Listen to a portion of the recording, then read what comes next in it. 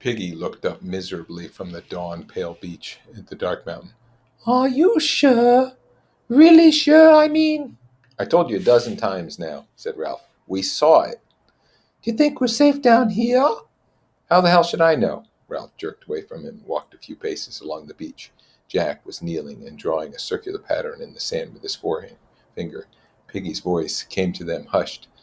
Are you sure? Really?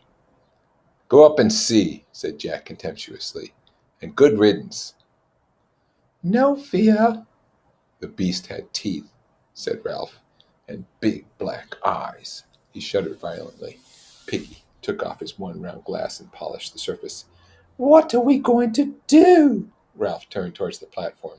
The conch glimmered among the trees, a white blob against the place where the sun would rise. He pushed back his mop. I don't know.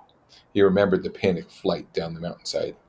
I don't think we'd ever fight a thing that size. Honestly, we talk, but we wouldn't fight a tiger. We'd hide. Even Jack would hide. Jack still looked at the sand. What about my hunters? Simon came stealing out of the shadows by the shelters.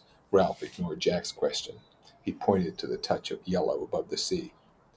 As long as there's light, we're brave enough. But then, and now that thing squats by the fire, as though it didn't want us to be rescued. You remember they went up to the top of the mountain and they saw the dead pilot with the parachute, but the dust was in their eyes and it was kind of dark and they were scared. And when the pilot's face was turned towards them, half of the face was missing. So they think they saw the beast with a big parachute body. He was twisting his hands now unconsciously. His voice rose. So we can't have a signal fire. We're beaten. A point of gold appeared above the sea, and at once all the sky lightened. What about my hunters? Ha! Boys armed with sticks. Jack got to his feet. His face was red as he marched away. Piggy put on his one glass and looked at Ralph. Oh, now you've done it. You've been rude about his hunters. Oh, shut up. The sound of the inexpertly blown conch interrupted them. As though he were serenading the rising sun, Jack went on blowing till the shelters were astir, and the hunters crept up to the platform, and the little ones whimpered as they so frequently did. Ralph rose obediently, and Piggy, and they went to the platform. Talk, said Ralph bitterly. Talk, talk, talk. He took the conch from Jack. This meeting, Jack interrupted him. I called it. Well, if you hadn't called it, I should have. You just blew the conch. Well, that's calling it, isn't it? Oh, take it. Go on, talk. Ralph thrust the conch into Jack's arms and sat down on the trunk. I've called an assembly, said Jack, because of a lot of things. First, you know now we've seen the beast. We crawled up. We were only a few feet away. The beast sat up and looked at us. I don't know what it does. We don't even know what it is. The beast comes out of the sea, out of the dark. Trees. Quiet, shouted Jack. You listen. The beast is sitting up there, whatever it is. Perhaps it's waiting. Hunting. Yes, hunting. Hunting, said Jack. He remembered his age-old tremors in the forest. Yes, the beast is a hunter. Only, shut up. The next thing is that we couldn't kill it. And the next thing is that Ralph says my hunters are no good. I never said that. Oh, I've got the conch. Ralph thinks you're cowards, running away from the boar and the beast. And that's not all. There was a kind of sigh on the platform, as if everyone knew what was coming. Ralph's voice went up, tremulous yet determined, pushing against the uncooperative silence. He's like Piggy. He says things like Piggy. He isn't a proper chief. Jack clutched at the conch to himself. He's a coward himself. For a moment he paused, and then he went on. On top, when Roger and me went on, he stayed back. I went too. After. The two boys glared at each other through screens of hair. I went on too, said Ralph. And then I ran away. So did you. Call me a coward then. Jack turned to the hunters. He's not a hunter. He'd never have gotten us meat. He isn't a prefect, and we don't know anything about him. He just gives orders and expects people to obey for nothing. All this talk, all this talk, shouted Ralph. Talk, talk. Who wanted it? Who called the meeting? Jack turned, red in the face. His chin sunk back. He glowered under his eyebrows. All right, then, he said in tones of deep meaning and menace. All right. He held the conch against his chest with one hand and stabbed the air with his index finger. Who thinks Ralph ought not be chief? He looked expectantly at the boys ranged round, who had half frozen. Under the palms there was a deadly silence. Hands up, said Jack strongly. Whoever wants Ralph not to be chief. The silence continued, breathless and heavy and full of shame.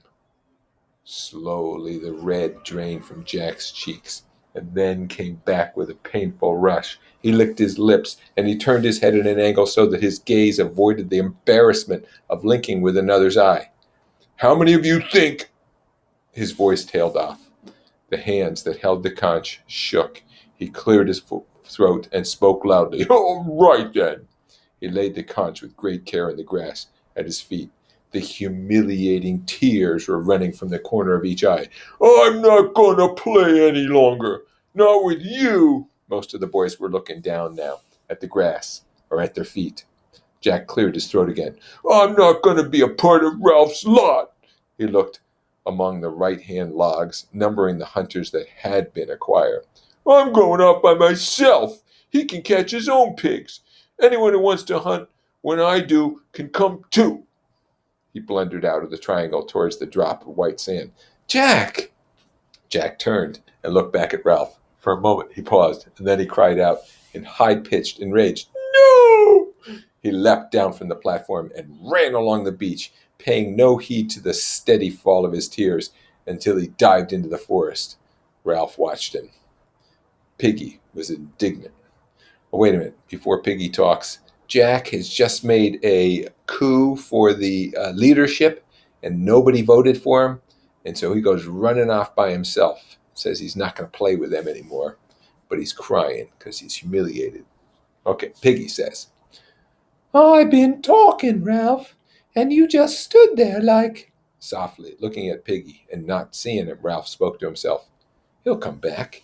When the sun goes down, he'll come. He looked at the conch in Piggy's hand. What? Well, there. Piggy gave up the attempt to rebuke Ralph. He polished his glass again and went back to his subject. We can do without Jack Madadoo. There's others besides him on this island. But now that we've really got the beast, though I can hardly believe it, we'll need to stay close to the platform. There'll be less need of him in his hunting. So now we can really decide on what's what. There's no help, Piggy. Nothing to be done. And for a while they sat in depressed silence, and then Simon stood up and took the conch from Piggy, who was so astonished that he remained on his feet. Ralph looked up at Simon. Simon, what is it this time? A half sound of jeering round the circle, and Simon shrank from it. I thought there might be something to do, something we... Again, the pressure of the assembly took his voice away. He sought for help and sympathy and chose Piggy. He turned half towards him, clutching the conch to his brown chest. I think we ought to climb the mountain. The circle shivered with dread. Simon broke off and turned to Piggy, who was looking at him with an expression of derisive incomprehension. What's the good of climbing up to this here beast when Ralph and the other two couldn't do nothing? Simon whispered his answer. What else is there to do?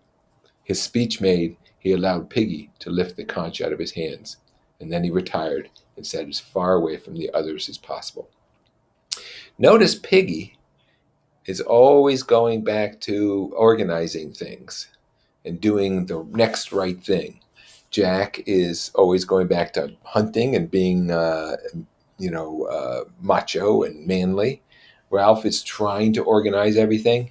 And Simon's not afraid of the beast. He's not afraid of the forest. He thinks they ought to go to the top of the mountain and look the beast straight square in the eye, see what it is.